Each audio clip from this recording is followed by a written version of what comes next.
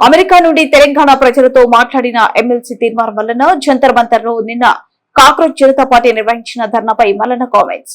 దేశంలోని యువత మేలుకుంది, యువత ప్రశ్నిస్తుంది, యువత నిరసన గలం వినిపిస్తుంది. ఇది శుభపరిణామం అంటూ తన అభిప్రాయాన్ని వెల్లడించిన మల్లన్న, చాలా రోజుల నుంచి మీకు కొద్దిగా అందుబాటులో లేని మాట వాస్తవం.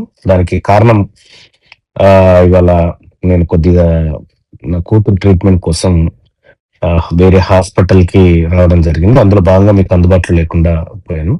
సో, దానికి క్షమించండి. ఇక ఇవాల్టి మార్నింగ్ న్యూస్‌లో ఒక కీలకమైనటువంటి విషయాన్ని మీతో చర్చించాలనుకుంటా ఉన్నాను. ఒకటి, కాక్రోచ్ జనతా పార్టీ నిన్న జంతర్ మంతర్ దగ్గర, ఢిల్లీలోని జంతర్ మంతర్ దగ్గర చేపట్టినటువంటి ధర్నా ఏదైతే ఉందో, ఆ ధర్నా ద్వారా 2, 3 అంశాలు మనం ఇక్కడ గమనించాలి. ఒకటి, భారతదేశంలో నియంతృత్వ పరిపాలనకు వ్యతిరేకంగా మరీ ముఖ్యంగా యువత, ప్రజల కంటే యువత మేల్కొన్నదంటే నిజంగా ఇదొక శుభ పరిణామం ఈ దేశంలో.